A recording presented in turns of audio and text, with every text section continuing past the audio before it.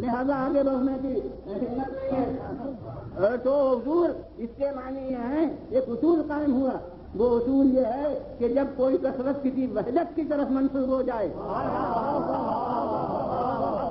تو اس کے اجزاء میں برادری پیدا ہو جاتی ہے. ایک ماں باپ کی اولاد 10 ہوں تو 10 بھائی بہن اور 50 ہوں تو 50 بھائی بہن. لہذا یہ نہ سمجھیے کہ کثرت کتنی بڑی ہے, یہ دیکھیے کہ وحدت نے کتنوں کو پرویا.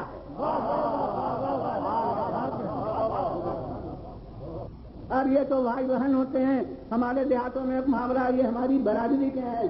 برادری کا کیا مطلب ہے؟ برادری کا مطلب یہ ہے کہ باپ تو اپنا اپنا الگ ہے, ماں اپنے الگ ہے, لیکن 5 پشت پر 6 پشت پر جا کے کوئی ایک مورث اعلیٰ ہے جس کی نسل میں ہم بھی ہیں اور یہ بھی ہے. وہاں سے برادری ہو گئی. اب سمجھ میں آیا کہ ایک کا تصور جتنی دور کو جا کے ہو وہ بھائی بہن وہ بھائی اخوت ان میں قائم ہو جاتی ہے. اس کے بعد اب دنیا کی نگاہیں اور آگے بڑھی تو احساس ہوا ملکی وحدت کا. یہ ہمارے ہم وطن ہیں. اب ہم وطنی میں جذب یعنی ایک دیش کے باشندے. معلوم ہوتا کہ ایک کا قدم آیا اور الفت ہوئی, ایک کا تصور ہوا اور محبت پیدا ہوئی. اب دنیا اور آگے بڑھتی گئی. شہروں کا تصور تھا اور پھر ملک کا تصور ہوا اور اب اس کے بعد سمت کا تصور ہوا کہ یہ مشرق ہے اور وہ مغرب ہے. یہ ایک سمت کے باشندے ہیں, وہ دوسرے سمت کے باشندے ہیں. تو اب مسائل پر یوں غور ہونے لگا کہ کون مشرق کے مفادات کے مطابق ہے, کون مغرب کے مفادات کے مطابق ہے.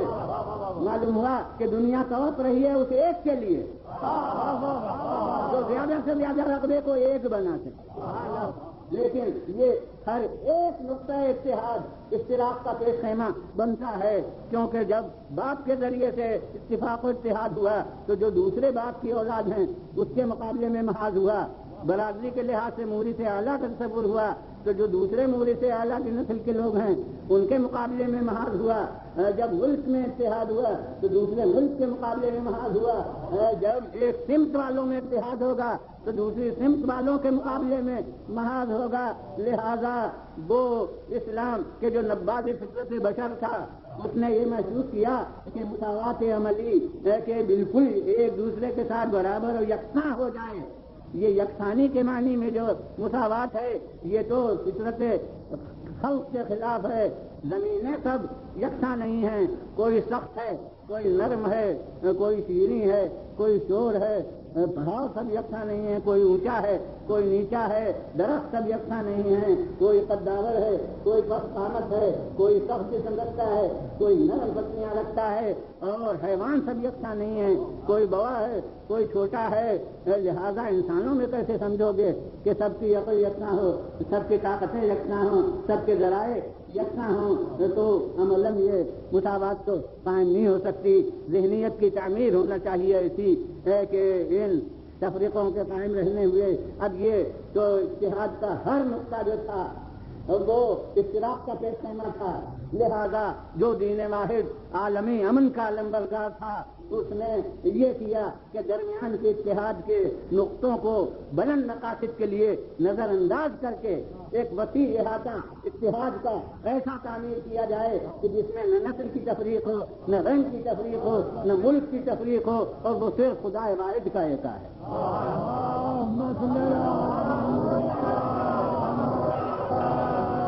اب برائے خدا کوئی بتائے کہ ایک باپ کی اولاد بھائی بھائی ہو گئی, ایک مورث اعلیٰ کی اولاد بھائی بھائی ہو گئی, ایک سمت کے رہنے والے بھائی بھائی ہو گئے.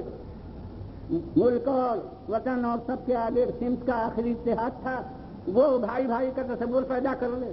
تو جب ایک باپ کی اولاد بھائی بھائی ہے, ایک ملک کے رہنے والے بھائی بھائی ہیں, ایک سمت کے باشندے بھائی بھائی ہیں, تو برائے خدا ایک خدا کے بندے, ایک خدا کے مخلوق کیوں بھائی بھائی نہیں ہیں؟ مگر یاد رکھنا چاہیے کہ بھائی کے حقوق کو وہی یاد رکھے گا جو باپ کو یاد رکھے.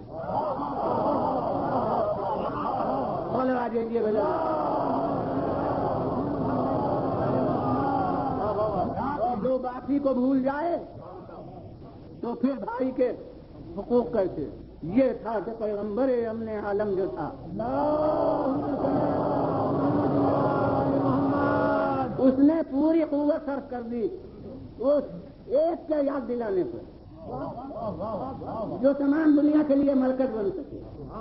انہوں نے آواز یہ بلند کی کہ قولوا لا الہ الا اللہ تفلحوا، تم سمجھو مانو. یہ کوئی وظیفہ ورد نہیں تھا جو بتایا گیا ہو، نہ کوئی نعرہ تھا جو لگانے کے لیے سکھایا گیا ہو، بلکہ حقیقت میں یہ ایک حقیقت تھی کہ قولو یعنی مانو، سمجھو کہ کوئی خدا نہیں سوا اللہ کے.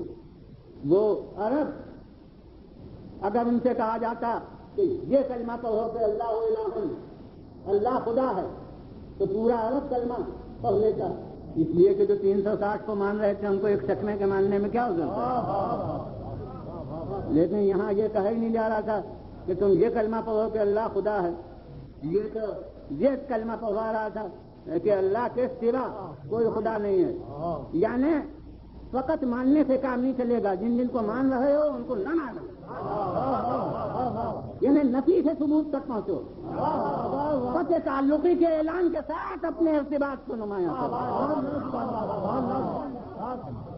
یہی تھا جو ان کو بہت ناگوار تھا، یہ ناقابل برداشت تھا. ماشاءاللہ آپ اہل زبان ہیں. میں کہتا ہوں کہ انہیں ایک خدا کے ماننے میں عذر نہ تھا، خدا کو ایک ماننے میں عذر تھا. اور یہاں پورا زور اسی پر صرف کیا جا رہا تھا کہ تم اللہ کو ایک مانو. اب جو حقیقتوں سے واقف نہیں ہیں وہ تو کہیں گے کہ وہ بیچارے اللہ کو ماننے کے لیے تیار ہیں، ان کو جیسے ضد ہے کہ وہ نہیں یوں کہو، اس طرح نہیں اس طرح کہو. اب یقین ان کے لیے ناگوار، کیونکہ وہ جاہل عرب، وہ جاہل صحیح مگر ذہین تھے. وہ سمجھتے تھے کہ یہاں کوئی سونے چاندی کا نام تو لیا نہیں گیا ہے، یہاں تو یہ کہا گیا کہ لا الہ، کوئی خدا نہیں سوا اللہ ہے، بس اللہ ہے، یعنی ایک ہے. اور ان کا مقصد بغیر ایک کے تصور کے پورا ہی نہیں ہو سکتا تھا.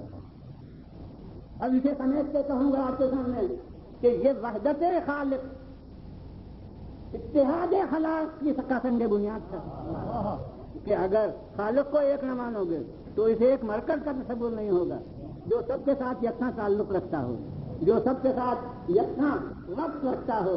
لہذا اس کو ایک مانو. اب وحدت خالق کے زیر سایہ جو تمدن اور جو تہذیب قائم ہوگا اس میں اپنے اور پرائے کا فرق نہیں ہوگا، اس میں عزیز اور غیر کا فرق نہیں ہوگا. اس میں یہ محسوس ہوگا کہ سب بھائی بھائی ہیں. اور اسی لیے اعلان ہوا کہ انما المؤمنون اخوہ، جو اس کے ماننے والے ہیں وہ سب بھائی بھائی ہیں، مگر اسے ایک کو مانے. تو میں نے کہا کہ جب تک بات یاد نہ رہے گا اس وقت تک بھائی کے حقوق کا تصور کیوں ہوگا. کہا گیا کہ اس کے ماننے والے سب بھائی بھائی ہیں. میں کہتا ہوں جذبات محبت اگر سب پیدا کرنا ہوتے تو جذبات محبت کے لیے بہت رشتے ہیں. ہم جس سے محبت ہو، چھوٹا ہو تو اس کو بیٹا کہنے لگتے ہیں، بوا ہو تو اسے چچا کہنے لگتے ہیں، اور بوا ہو تو اسے دادا کہنے لگتے ہیں. یہ جذبات محبت کے لیے ہے. مگر اسلام کہتا ہے کہ مومنین بس بھائی بھائی ہیں. اس کے معنی ہے کہ 80 برس کا بوڑھا اور 15 برس کا لڑکا بچہ ہمارے سامنے کا، وہ سب اس دینی رشتے سے بھائی بھائی ہیں. تو یہ آخر بھائی کے رشتے کو اتنی اہمیت کس لیے دی گئی ہے؟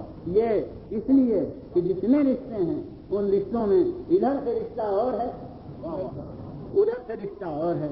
یہ دادا ہے تو وہ پوتا ہے، یہ چچا ہے تو وہ بھتیجا ہے، یہ ماموں ہے تو وہ بھانجا ہے، یہ باپ ہے تو وہ بیٹا ہے. جب رشتے الگ الگ ہو گئے تو حقوق الگ الگ ہو سکتے ہیں، فرائض الگ الگ ہو سکتے ہیں.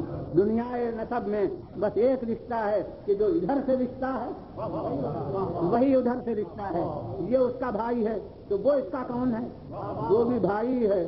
دنیا لغت میں کوئی اور رشتے کا نام نہیں ہے. یہ اس کا بھائی، وہ اس کا بھائی. تو جو اس کے حقوق ماننا پڑیں گے وہ اس کے حقوق ماننا پڑیں گے، جو اس کے فرائض ہوں گے وہ اس کے فرائض ہوں گے. اب آپ سمجھے ہے کہ یہ بھائی کا رشتہ وہ ہے جو رمز ہے اشتراک حقوق کا.